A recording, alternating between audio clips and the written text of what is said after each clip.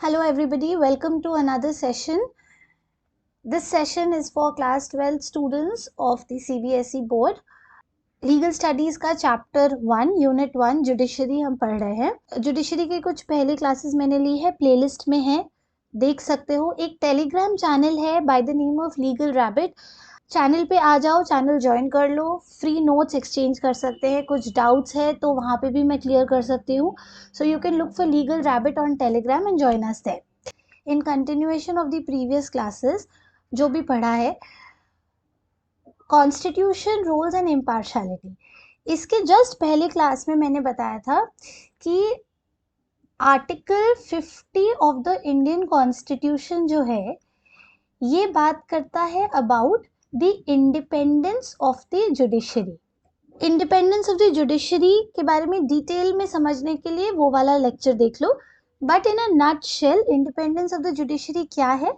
हमारे गवर्नमेंट के 3 विंग्स हैं, executive, legislature and judiciary. 3 wings of the government है। जुडिशरी इंडिपेंडेंट विंग है, जुडिशरी एग्जीक्यूटिव और लेजिस्लेचर के साथ लिंक्ड नहीं है। इसका जो स्पेशल इंडिपेंडेंट स्टेटस है इसके बारे में हमने पहले वाली क्लास में डिस्कस किया है। आज के क्लास में हम ये डिस्कस करेंगे कि जुडिशरी को ये जो इंडिपेंडेंट स्टेटस दिया गया है, ये स्पेशल स्टेटस जुडिशरी को क्यों दिया गया है।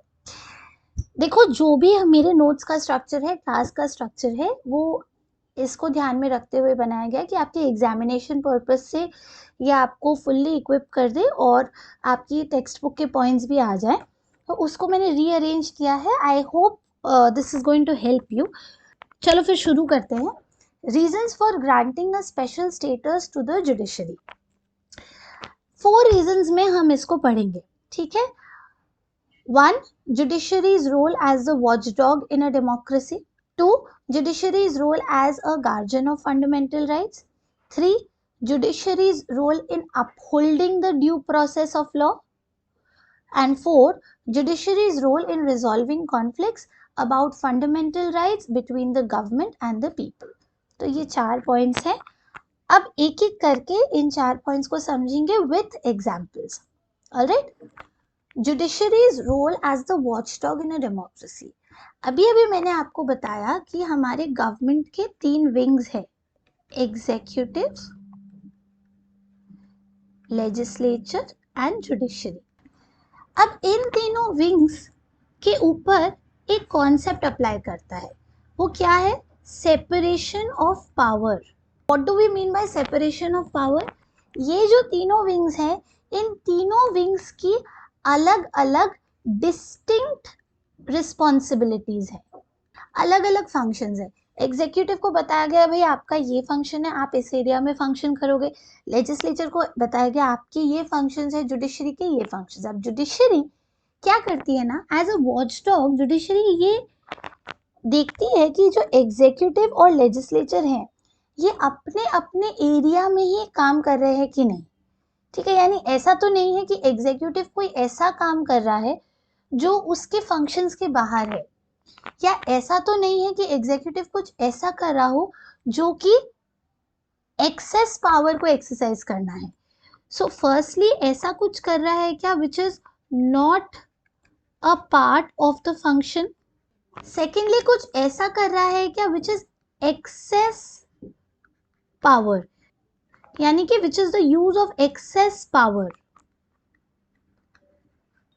अगर जुडिशरी को लगता है कि एग्जीक्यूटिव और लेजिस्लेचर कुछ ऐसा कर रहे हैं जो कि एक्सेस यूज ऑफ पावर है, तो जुडिशरी स्टेप इन करके उसको मॉनिटर कर सकती है।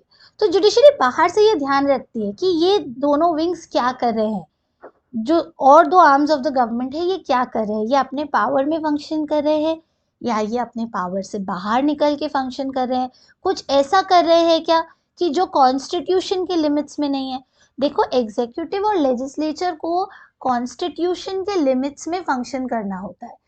कॉन्स्टिट्यूशन के बाहर जाके आप कुछ नहीं कर सकते। आपको जो करना है आपको कॉन्स्टिट्यूशन को इंटैक्ट रखते हुए करना है, ठीक है। तो अब ये पॉइंट्स एक बार देखो। Judiciary's independence enables it to be like a watchdog in a democracy. right? Being a watchdog means that the judiciary monitors and maintains the checks and balances over the other arms of the government.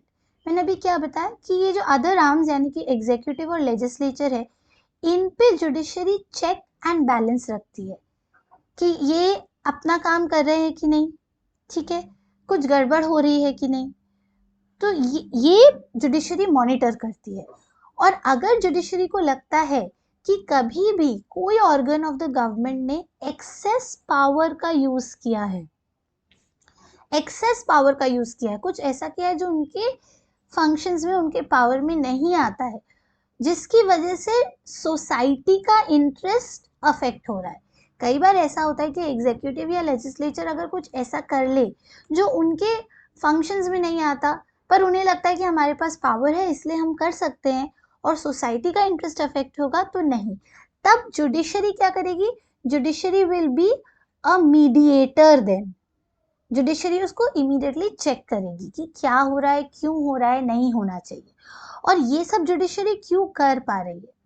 अगर judiciary executive और legislature के साथ linked होती तो क्या judiciary executive और legislature पे कोई बाहर से कंट्रोल कर पाती, या उनके मिस्टेक्स को करेक्ट कर पाती, या उन पे चेक और बैलेंस रख पाती? नहीं, तब तो वो एग्जीक्यूटिव और लेजिस्लेचर का पार्ट ही बन जाती। पर क्योंकि जुडिशरी इंडिपेंडेंट है, याद करो अभी हम क्या पढ़ रहे हैं, हम पढ़ रहे हैं independent status of the judiciary, कि क्यों जुडिशरी को ये इंडिपेंडेंट स्टेटस दिया गया है, इसको देने से क्या क्या हो रहा है। क्योंकि जुडिशरी इंडिपेंडेंट है, इसलिए जुडिशरी इन दोनों ब्रांचेस पे, एग्जीक्यूटिव और लेजिस्लेचर पे, एक चेक रख सकती है ताकि वो कभी भी अपने पावर का अब्यूज नहीं करे, वो हर समय कॉन्स्टिट्यूशन के लिमिट्स में ही फंक्शन करे। So अभी थर्ड पॉइंट पढ़ो, an independent judiciary serves as a check on the powers of the legislative and the executive branches. अभी जो मैंने बताया, जुडिशरी एग्जीक्यूटिव और लेजिस्लेटिव जो ब्रांचेस हैं उनको चेक कर सकती है कि वो अपने पावर्स का सही यूज कर रहे हैं कि नहीं, वो कोई ऐसा काम कर रहे हैं जो आर्बिट्ररी है कि नहीं, वो कोई अपने पावर का अब्यूज तो नहीं कर रहे हैं, वो कॉन्स्टिट्यूशन के लिमिट्स को क्रॉस तो नहीं कर रहे हैं। ये सब judiciary as an external watchdog check कर पाती है। और क्यों कर पाती है? इसलिए क्योंकि it is an independent wing. इतना समझ में आ रहा है? अब एक केस एग्जाम्पल से इसको समझो। इंदिरा नेहरू गांधी वर्सेस राजनारायण का केस हुआ था। Prime minister Indira Gandhi election के लिए रन कर रही थी for the post of prime minister for the second time, और वो इलेक्ट भी हो गई थी। पर राजनारायण जो थे उन्होंने एक केस फाइल किया। उन्होंने ये बोला कि इस इलेक्शन में कुछ मैल प्रैक्टिसेस थी। मैल प्रैक्टिसेस यानी ऐसी कुछ प्रैक्टिसेस जो नहीं होनी चाहिए। जैसे कि क्या? जैसे कि प्राइम मिनिस्टर इंदिरा गांधी ने कुछ गवर्नमेंट मशीनरी यूज की थी, गवर्नमेंट व्हीकल्स यूज किए थे अपनी कैंपेनिंग के टाइम पे, कुछ चीजें डिस्ट्रीब्यूट की थी वोटर्स को ताकि वो उनको इन्फ्लुएंस कर सके, जो कि कैंपेन एक्सपेंसेस से बहुत ज़्यादा थी। ये भी एक्यूजेशन था कि इंदिरा गांधी को बहुत सारे गवर्नमेंट ऑफिशियल्स ने असिस्ट किया था, जैसे पुलिस, आर्म्ड फोर्सेस। सो ये सारे एक्यूजेशंस थे कि इन वजह से ये जो इलेक्शन कैंपेन है ये फेयर कैंपेन नहीं थी, इसमें मैल प्रैक्टिसेस थे और this was against the law. देखो, गवर्नमेंट मशीनरी यूज करना, गवर्नमेंट ऑफिशियल्स की हेल्प लेना, उनको कैंपेन में रखना, this was all against the law. ये केस फाइल हुआ। सुप्रीम कोर्ट ने क्या बोला? Supreme court invalidated the election of the prime minister. Invalidated यानी सुप्रीम कोर्ट ने क्या कहा? सुप्रीम कोर्ट ने कहा कि हाँ, ये इलेक्शन नहीं माना जाएगा, ठीक है, क्योंकि इसमें मैल प्रैक्टिसेस हुए थे। देखो, इस केस से क्या समझ में आया कि जुडिशरी की पावर कितनी ज़्यादा है। Supreme Court which is the apex court in our country कितना पावरफुल है कि वो हाई रैंकिंग ऑफिशियल्स के एक्शंस को भी रिव्यू कर सकता है। प्राइम मिनिस्टेरियल पोस्ट पे जो है वो कितनी हाई रैंकिंग ऑफिशियल है, प्लस एग्जीक्यूटिव विंग से हैं। इन एक्शंस को भी जुडिशरी रिव्यू कर सकता है, इन एक्शंस पे भी जुडिशरी चेक और बैलेंस रख सकता है। यानी क्या हो रहा है? एग्जीक्यूटिव विंग पे जुडिशरी एक चेक और बैलेंस रख रहा है। है ना। इससे क्या हो रहा है, डेमोक्रेसी को जुडिशरी इंटैक्ट रख रहा है. So judiciary is acting like a watch dog.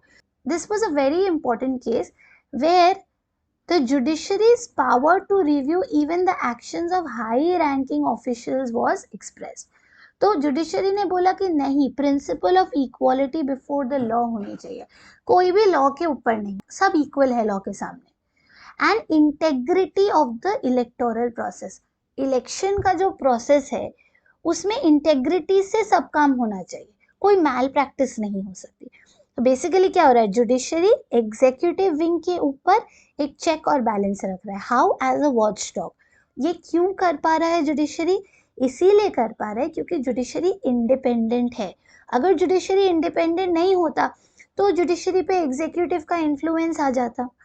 Executive चाहते तो जुडिशरी को अनड्यूली इन्फ्लुएंस कर सकते थे और जुडिशरी इन्फ्लुएंस होके भी कोई जजमेंट दे सकती थी. आप लोगों को अगर ये पीडीएफ नोट्स फ्री में चाहिए तो आप लीगल रैबिट का टेलीग्राम चैनल जो है उसको ज्वाइन कर लो, and I will provide you these notes and then you can watch this lecture all over again if you want. अब सेकंड पॉइंट डिस्कस करते हैं. Second point is to act as a guardian of fundamental rights. अब fundamental rights क्या है मैंने थोड़ा सा बता दिया, पर आप लोगों को पता होंगे fundamental rights are basic human rights, वो बेसिक ह्यूमन राइट्स जिनके बिना ह्यूमन एग्जिस्टेंस पॉसिबल नहीं है, और ये सारे सिटीजन्स को दिया जाता है. कहाँ पे है ये, कॉन्स्टिट्यूशन में, पार्ट 3 ऑफ द कॉन्स्टिट्यूशन में दिए गए हैं. And which are the articles, articles 12 to 35. So, fundamental rights are the basic human rights enshrined in the Constitution of India, which are guaranteed to all citizens. Articles 12 to 35 contained in part 3 of the Constitution deal with fundamental rights. Clear हो गया. Fundamental rights क्या है मैंने बस एक बार revise करा दिया. अब कितने फंडामेंटल राइट्स हैं ये पता होना चाहिए. There are 6 fundamental rights. Okay, there are 6 fundamental rights in the Indian constitution. पहले 7 थे. राइट टू प्रॉपर्टी भी एक फंडामेंटल राइट था. अब right to property constitutional right बन गया है, फंडामेंटल राइट नहीं है. तो अब 6 फंडामेंटल राइट्स है. क्या क्या है, right to equality, right to freedom, right against exploitation, right to freedom of religion, cultural and educational rights, right to constitutional remedies. ठीक, तो फंडामेंटल राइट्स क्या है पता है. अब फंडामेंटल राइट्स को प्रोटेक्ट करने की ड्यूटी किसकी है. जैसे कि एक बेबी को, एक बच्चे को उसके पेरेंट्स प्रोटेक्ट करते हैं, उसके गार्जियंस प्रोटेक्ट करते हैं, वैसे ही फंडामेंटल राइट्स का गार्जियन कौन है. फंडामेंटल राइट्स का गार्जियन है हमारा जुडिशरी. अगर कोई भी फंडामेंटल राइट का वायलेशन होता है तो जुडिशरी स्टेप इन करती है. जुडिशरी ये नहीं अलाउ करेगी कि फंडामेंटल राइट्स का वायलेशन हो. अब ये पॉइंट्स पढ़ो. When the Indian Constitution was formed, then the judiciary was given an independent status to enable the judiciary to act as a guardian of those fundamental rights that are truly available to the average citizens in their daily lives. देखो, constitution तो हमारा पहले से था नहीं, because we were ruled by the Britishers. जब constitution form हुआ, यानी कि जब कॉन्स्टिट्यूशन बना, तो जुडिशरी को एक इंडिपेंडेंट स्टेटस दिया गया. इंडिपेंडेंट स्टेटस यानी एक अलग इंडिपेंडेंट विंग बनाया गया. ये इंडिपेंडेंट स्टेटस जुडिशरी को क्यों दिया गया, ये इंडिपेंडेंट स्टेटस जुडिशरी को दिया गया ताकि जुडिशरी अलग से फंडामेंटल राइट्स को प्रोटेक्ट कर सके. कभी भी ऐसा ना हो कि किसी के इन्फ्लुएंस में जुडिशरी आ जाए और फंडामेंटल राइट्स को प्रोटेक्ट नहीं कर सके. इसीलिए जब कॉन्स्टिट्यूशन बना, then the judiciary was given an independent status. So the judiciary acts as a guardian of the rights and liberties of the individuals, ensuring that their fundamental rights are not violated by the state or other entities. Granting the judiciary an independent status has helped the judiciary to be the guardian of fundamental rights and thereby empowered the citizens of India. अब ये क्या topic चल रहा है कि judiciary को independent status क्यों दिया गया है, देने से क्या हुआ.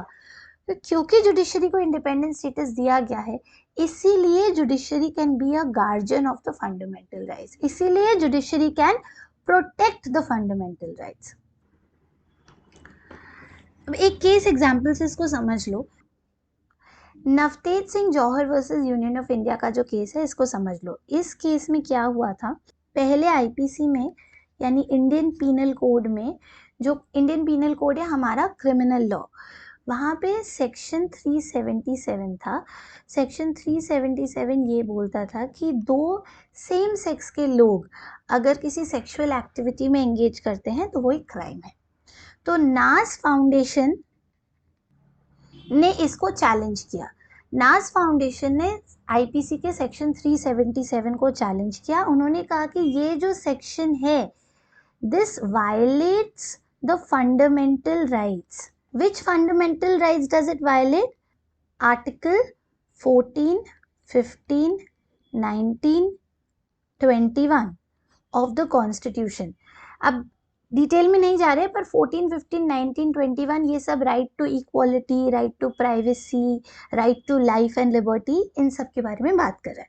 तो उन्होंने इसको इस बेसिस पे चैलेंज किया था कि क्यों दो सेम सेक्स के लोगों के बीच में अगर कोई सेक्सुअल एक्टिविटी है बाय देयर कंसेंट, तो वो क्यों क्राइम होनी चाहिए। जस्ट बिकॉज दो अडल्ट सेम सेक्स के हैं तो उनके ऊपर ये अलग सेक्शन क्यों अप्लाई होना चाहिए, क्योंकि ये उनके right to equality, right to privacy, right to personal liberty of life सबको हैम्पर करता है। इस बेसिस पे कोर्ट ने ये रूल किया कि हाँ, this is actually violating the fundamental rights, और आईपीसी के सेक्शन 377 को हटा दिया गया। इसी तरह से बहुत सारे सिचुएशंस अराइज करते हैं जहाँ की फंडामेंटल राइट्स का अगर वायलेशन हो तो जुडिशरी स्टेप इन करती है, जुडिशरी प्रोटेक्ट करती है फंडामेंटल राइट्स को। This is how the judiciary acts as a guardian of the fundamental rights. Clear हो गया? अब थर्ड पॉइंट पे आ जाओ, to uphold the due process of law. पहली बात तो ड्यू प्रोसेस क्या होता है? ड्यू प्रोसेस मतलब कि the state must respect all the legal rights that are owed to a person and conform to the norms of fairness, liberty, fundamental rights. इसको समझेंगे। ड्यू प्रोसेस को पहले समझ लो। ड्यू प्रोसेस की कुछ एग्जाम्पल्स देखो तब समझ में आएगा। Right to be informed about the grounds of arrest. अगर किसी को अरेस्ट किया है तो जिसको अरेस्ट किया है उसका ये राइट है कि उसको बताया जाए कि आप क्यों अरेस्ट हुए हो। informed of the grounds of their arrest, this is their right। अगर ये नहीं किया है तो ड्यू प्रोसेस ऑफ लॉ, जो प्रोसेस फॉलो होना चाहिए वो नहीं फॉलो हुआ है। Right against self incrimination, constitution में आर्टिकल 20 क्लॉज 3 है। ये 20 क्लॉज 3 बात करता है राइट अगेंस्ट सेल्फ इंक्रिमिनेशन की। इसका मतलब बेसिकली ये है कि अगर मैं अक्यूज हूँ, मुझे किसी चीज़ के लिए अक्यूज किया गया है, तो मुझे कभी भी ये फोर्स नहीं किया जा सकता कि मैं अपने अगेंस्ट ही कोई स्टेटमेंट दूँ। पुलिस मुझे फोर्स नहीं कर सकती कि मैं कोई कन्फेशन दूँ। कोई मुझे ये फोर्स नहीं कर सकता कि मैं अपने अगेंस्ट टेस्टिफाई करूँ, मैं अपने अगेंस्ट कोई स्टेटमेंट दूँ। Right against self incrimination, this is also due process of law. अगर जोर जबरदस्ती करके पुलिस स्टेशन में आपको कोई कन्फेशन करवाया जाता है, फिर कोर्ट में जाके ये बोला जाता है कि आपने खुद ही इस क्राइम को एक्सेप्ट किया है, तो this is against the due process of law. This is not the right process of law, this is not the fair process of law that is being followed. ठीक है। एक और होता है, अगर आप अरेस्ट हुए हो, विद इन 24 आवर्स आपको मैजिस्ट्रेट के सामने प्रोड्यूस करना होगा। This is again due process of law. फिर देखो, आजकल कंज्यूमर डिस्प्यूट्स के बारे में बहुत बात हो रही है ना। तो अगर आप एज अ कंज्यूमर, अगर आपको लगता है कि आप किसी प्रोडक्ट से सेटिस्फाइड नहीं हो, आप क्या कर सकते हो? You can file a complain with the consumer court. Consumer court है, वहाँ जाके आप कंप्लेन फाइल करो, और उसका भी पूरा प्रोसेस है। There is a full process in which the complaint has to be heard। आप कंप्लेन फाइल करोगे, आपको हियरिंग दी जाएगी, दोनों पार्टीज अपने केस प्रेजेंट कर सकते हैं। सो एक फेयर चांस दिया जाता है आपको to seek redressal against unfair trade practices, कि अगर कुछ गलत हुआ है, कोई प्रोडक्ट है, कोई सर्विस है जिससे एज अ कंज्यूमर आप सेटिस्फाइड नहीं हो, तो आप फाइल करो कंप्लेन, और आप जब फाइल करोगे तब आपको अपॉर्चुनिटी भी मिलेगी कि आप अपनी बात को रख सको। फिर एक जजमेंट भी दिया जाएगा जिसके बेसिस पे डिसाइड किया जाएगा कि हाँ, अगर आपको सच में प्रॉब्लम जो हुई है वो जेन्युइन है तो उसका रेजोल्यूशन क्या होना चाहिए। और ये सब क्या है, ये सब ड्यू प्रोसेस ऑफ लॉ है। अब देखो ड्यू प्रोसेस ऑफ लॉ क्या होता है। Due process of law means that the state must respect all the legal rights that are owed to a person, है ना। मैं अक्यूज्ड हूँ, मुझे अरेस्ट किया है, ठीक है, लेकिन आप मुझे बताओ मेरे ग्राउंड्स ऑफ अरेस्ट क्या है, आप मुझे 24 आवर्स के अंदर मैजिस्ट्रेट के सामने पेश करो, ये मेरे फेयर ट्रायल राइट्स है। सो the state has a duty, the state has to respect the legal rights, the state has to conform to the norms of fairness, liberty and fundamental rights, ठीक है। और जो भी लीगल प्रोसीजर्स हैं जिनसे fairness and justice ensure होती है, वो सब ड्यू प्रोसेस ऑफ लॉ के अंदर आते हैं। तो वो ड्यू प्रोसेस फॉलो करना बहुत जरूरी है। कोई अक्यूज्ड है जिसने बहुत बुरा काम भी किया है तो भी आपको उसको एक लॉयर देना होगा, आपको इसको एक अपॉर्चुनिटी देनी होगी अपना पॉइंट प्रेजेंट करने के लिए, अपनी बात रखने के लिए। ये सब क्या है, ड्यू प्रोसेस ऑफ लॉ। अब ये ड्यू प्रोसेस ऑफ लॉ कौन इंश्योर करती है, जुडिशरी। देखो, अगर पुलिस आपको कोई कन्फेशन फोर्सफुली करवा लेती है, police is part of the executive branch, judiciary अलग है। जुडिशरी अलग है इसलिए जुडिशरी ये नहीं होने देगी। जुडिशरी विल इंश्योर कि ड्यू प्रोसेस फॉलो हो। जुडिशरी को अगर ये पता लगता है कि ये ऐसे कन्फेशन लिया गया, जुडिशरी उस कन्फेशन को नहीं मानेगी। और जुडिशरी का जो इंडिपेंडेंस है ये बहुत इंपॉर्टेंट है ताकि due process of law follow हो। फोर्थ पॉइंट देखो, अगर फंडामेंटल राइट्स, कॉन्स्टिट्यूशन के बारे में या किसी और लॉ के बारे में लोगों में और गवर्नमेंट के बीच में कोई कॉन्फ्लिक्ट होती है तो इसको कौन रिजॉल्व करता है, जुडिशरी रिजॉल्व करती है। जुडिशरी क्यों रिजॉल्व कर सकती है, क्योंकि जुडिशरी ना लोगों के साइड है ना गवर्नमेंट के साइड है, जुडिशरी न्यूट्रल है। Judiciary is an independent entity, उस पर कोई pressure, external pressure, undue influence कुछ भी नहीं है। इसलिए कोई भी फंडामेंटल राइट हो, कोई भी लॉज हो जो जिसकी वजह से, जिसकी इम्प्लीमेंटेशन की वजह से लोगों में और गवर्नमेंट में कोई कॉन्फ्लिक्ट अगर आती है तो उसको कौन सॉल्व करेगा, जुडिशरी रिजॉल्व करेगी। क्यों जुडिशरी रिजॉल्व कर सकती है, because judiciary is independent. So if there is a conflict, who resolves it, the judiciary resolves it. Conflict between whom, between government and people. Why can it resolve? Because it is independent. अब ये example देखो, if there is a conflict between the government, सोचो कि जो political party है power में, and certain protesting people of the civil society who have peacefully articulated their opinions on a social issue, then the judiciary interprets and resolves the conflicts neutrally without any pressure.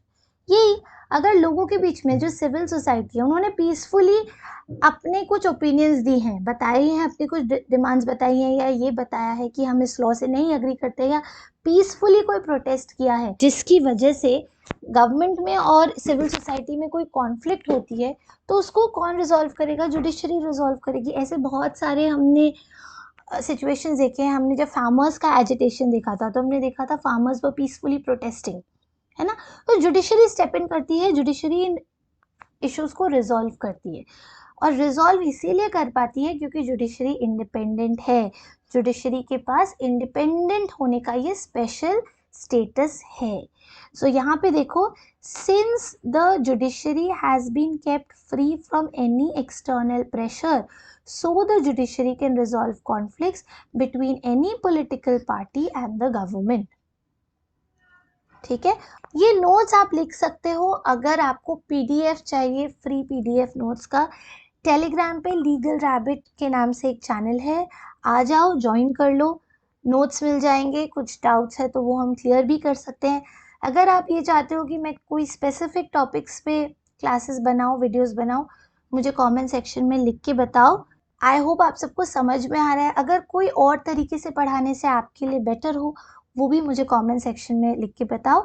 C you in the next class, bye bye.